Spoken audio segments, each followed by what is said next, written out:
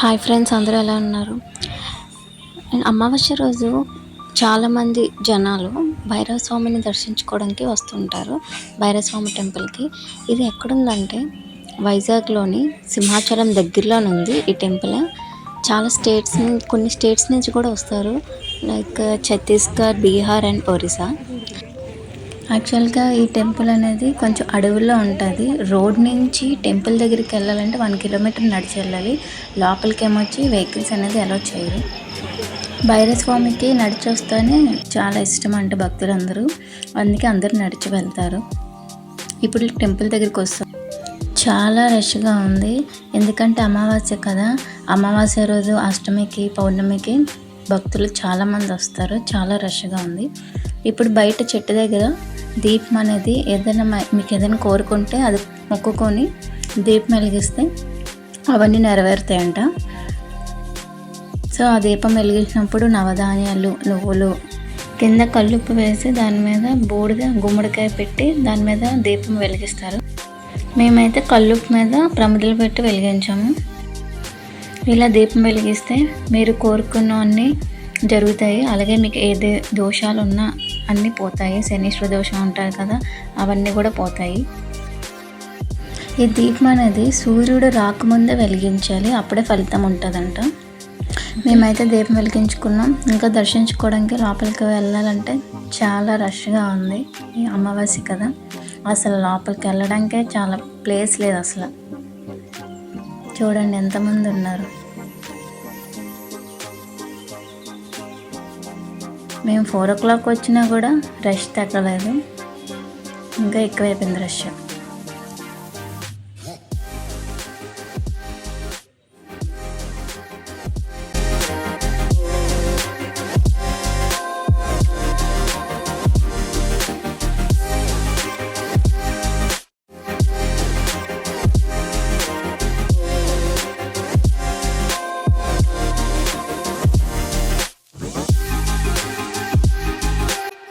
రష్గా ఉందని మేము బయటకు వస్తాము.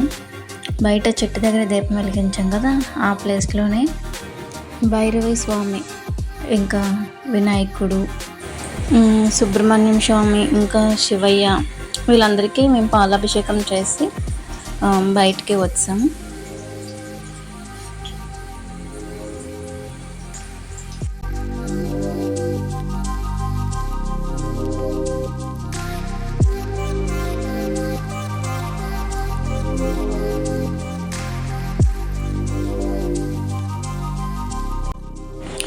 మాది పూజ అంతా కంప్లీట్ అయ్యేసరికి 5:30 అయింది. చూడండి ఇంకా జనాలు ఎక్కువైపోయారు. లైన్ ఇంకా చాలా పెద్దదైపోయింది. చూడండి ఎంత దూరం ఉన్నది ఆ లైన్. ఇంకా వస్తూనే ఉన్నారు జనాలు.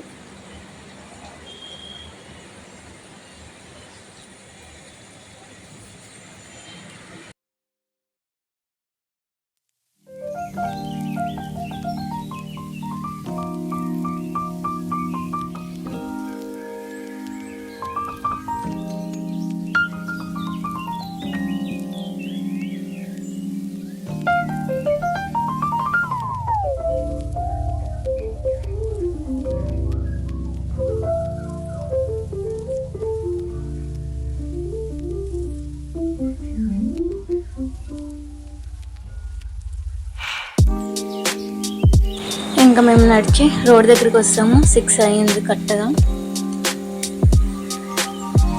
బయట అయితే చాలా ట్రాఫిక్ ఉంది, బైక్స్ కూడా తీయడానికి లేదు ప్లేస్. ఈ వీడియో నచ్చితే లైక్ చేసి సబ్స్క్రైబ్ చేయండి. మీరు కూడా ఒకసారి ఈ టెంపుల్కి విజిట్ చేయండి, మీరు కోరుకున్నవన్నీ జరుగుతాయి. Thank you friends.